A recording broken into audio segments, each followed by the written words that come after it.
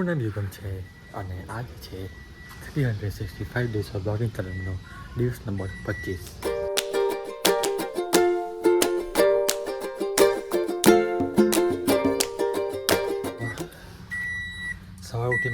સવારમાં ઉઠીને કારણ એન્જિન ઓઇલને એવું ચેક કર્યું છે અને એન્જિન ઓઇલ છે નથી ગાડીમાં, તો એને બી અપડેટ કરવું પડશે.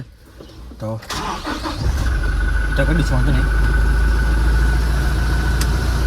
તો એન્જિન ઓઇલ નાખવાનું છે ગાડીમાં, પકડાની ફિરાકમાં જ છે. તો એ તો એન્જિનને એમને કાલે ફોન કરેલો મેં, મને લાગતું હતું કે એન્જિન ઓઇલ લઈને ગાડી બધી ખબર પડી ગઈ, ફોન બી કરેલો પણ ખબર નહીં લાગ્યો કે નહીં કશું હતું. તો કંઈ નહીં, આજે પછી કરીશું. તમને કહું ને ક્યાંક ગાડીમાં પ્રોબ્લેમ છે. એક તો જો એન્જિન ઓઇલમાં એન્જિન ઓઇલ નાખવાનું છે, પ્લસ સ્ટેરિંગ જ્યારે ફૂલ પડે ને આવી ટ્રેન ધારો કે આ ફૂલ આવ્યું ને તો હમણાં તો નહીં આવતું, પણ જ્યારે એમ ટર્ન મારતા હોય ને ત્યારે કટ અવાજ આવે છે. બીજી વસ્તુ અને ત્રીજી વસ્તુ કે જ્યારે ખરાબ રસ્તામાં જાય ને ગાડી, ત્યારે જ્યારે કોઈ લોકોનો સળે કંઈ ખબર હોય એ ટાઈમમાં કંઈ અવાજ આવે છે. એટલે 3 વસ્તુ ને બીજું તો બાકી બરાબર છે. આજે 3-4 વસ્તુ આવી અમુક છે ને નહીં, તો કંઈ નહીં કહી દઈશું. તો એક ડે સર્વિસમાં આપી દે હશે, કંઈ નહીં. આજે 10:15 થયા છે, તો બસ જઈએ. પણ થોડી કે ગાડી થોડી ગરમ થઈ જવા દઈએ, કેમ કે ગાડી ફૂલ ઠંડી છે. અને ભાઈ સાહેબ આજે ઠંડી થાય, ખબર નહીં ઠંડી છે કે નહીં ખબર નહીં, પણ મને ઠંડી ફીલ થાય છે, ખબર નહીં આ કેમ. અને એક તો આજે 2 દિવસથી ભાઈ સવારમાં છે ને પિમ્પલ નાક પર વચ્ચે તો કે સવારમાં ભાઈ 2 દિવસ છે ને ગરમ પાણી નહીં થતું, ઠંડા પાણી નવું પડે છે. કંઈ નહીં, એને ચાલ્યા કર બધું. Later that same evening. 11:30 વાગ્યા બપોરના, અને અહીંયા હાડીપાની કંપની ખાઈને આવી ગયા. તો એ હાડીપાની કંપની પર પાઇપ છે, પીછે પાઇપ છે ને ગાડી ધોવા માટે.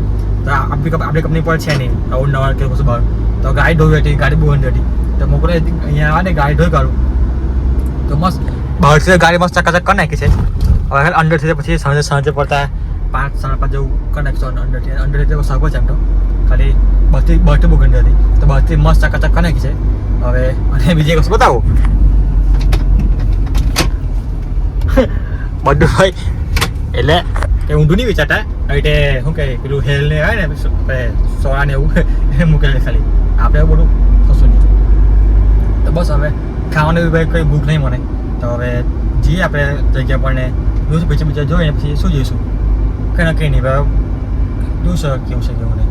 અને એન્જિન ઓઇલ તમને કીધું સવાલ કે એન્જિન ઓઇલ બરાબર છે બરાબર, તો એની માટે ફોન કરવાનો છે. બસ હજુ કંપની પર જઈને હજુ 2-5 મિનિટ બી નથી બેઠો ને ફોન આવ્યો કે ફોર્ચ્યુન હોટલમાં જવાનું છે ટિફિન લેવા માટે. ચાલો મને એ ખબર નહીં પડતી ટિફિન લેવા આવું ત્યાંથી કેમ મોકલે છે, ત્યાંથી માણસ બે આવી શકે નહીં એમ. એટલે મને એવું કે દિક્કત નહીં કે નહીં જવું એમ, આપણે વાંધો નહીં, આપણે સારું કે બહુ ટાઈમ પાસ થઈ જશે. પણ એવું હોય ને અમુક હોટલમાં હોય કે પાછા ડિલિવરી કરવા જાય, તો શું ખબર આવે. કંઈ નહીં આવે, જે ફોર્ચ્યુન હોટલ પર ટિફિન લઈને ચા આવીને ખાવાનું તો છે આજે ભૂખ નહીં. નવું અમુક જે નવું પડેકાને હું લાવ્યો છું નાસ્તો ને એવું કે થોડું ઘણું કરી લઈશ, એ બી ઈચ્છા થશે. તો બાકી પછી સુઈ જઈશું, કાઢા પછી પીતો જઈશું, હા ને.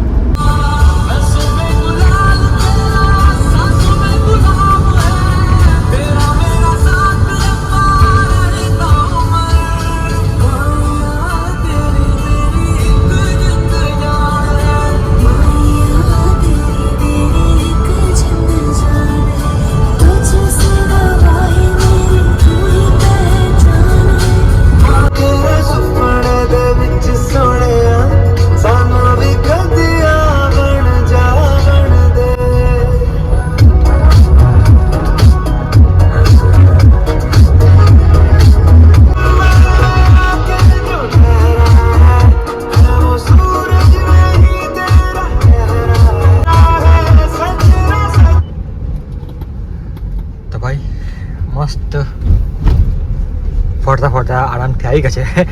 ફટાફટ એટલે જે ટાઈમ લાગે છે એટલો ટાઈમ લાગીને આવી ગયા છે ફોટા હોટલ પર. A few moments later. જે ટિફિન લેવા આવેલો ઉભા હા ખાડા વગર ઢળાઈ ગયો, ખાલી દૂધ પીને ખાલી હજુ પોઈન્ટ બી હજુ ખાસો હશે, હજુ ખાસો અડધા જેવું છે. તો જી એ કંઈ નહીં. અને એક તો ભાઈ આ ઇનોવાનું હાઇડ્રોલિક સ્ટીરિંગ છે ને એ ખાટી તો ઇમ્પોસિબલ છે. એટલે ઇમ્પોસિબલ મીન્સ કે ઇમ્પોસિબલ તો નહીં પણ અઘરું પડે એમ. અને જેમ કે જો હાથમાં જો પ્રોપર જો સ્ટ્રેન્થ આવી નથી, સ્ટ્રેન્થ મીન્સ કે જો 5-10% જો બાકી છે પણ તો બી એક હાથે ફેરવવાનું અઘરું તો પડે છે આ હાથથી. છે જ કંઈ નહીં. તો હવે જે ટિફિન એવું લઈ છે પણ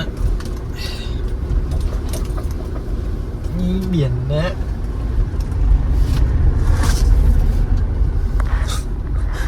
ટિફિન એમ તો ઠીક છે, ચાલે વાંધો નહીં. એટલું પેકિંગ તો હોય જ કે કશું જોડાય નહીં.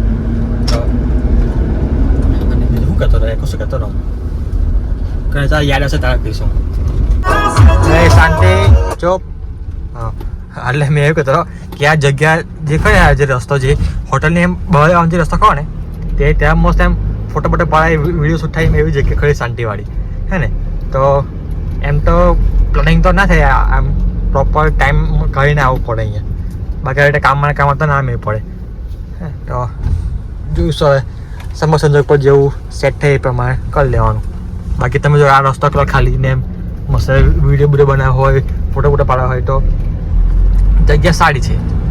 આ વસ્તુ હતો, આ વસ્તુ ભૂલી ગયેલો. ભાઈ આવું નીકળો હમણાં ગાડી દોડીને આવ્યો છું. આવું દૂર ખાલી માયના કે રસ્તા પર ગાડી ચાલતા ઘણી થવાની છે પણ થોડોક ટાઈમ હદ પડે તો તો સાહેબ લેવા દઉં. ભાઈ સાહેબ કસમ થયો છું, કલાક બી નહીં થયો ને ગાડી મને લાગે કે બહાર ધૂળ તો ચડી ગયા છે, થોડી ઘણી ચડે છે. કેમ કે ટોલા કેટલા બચા જો ને, ટોલા બધા ટોલા છે, બસ તો ઓછી પણ ટોલાને ધૂળ બહુ ઉડાવે ભાઈ. શું કરવાના આવે, જે છે એ તો છે જ.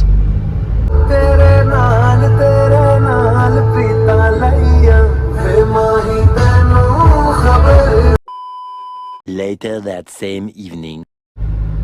તો ગાઈસ વાગ્યા છે રાતના 11:15. તો ભાઈ સાહેબ એક તો આજે કંપની પરથી નીકળો મોડો, આઈ થિંક 9:30 જેવું તો કંપની પરથી નીકળો.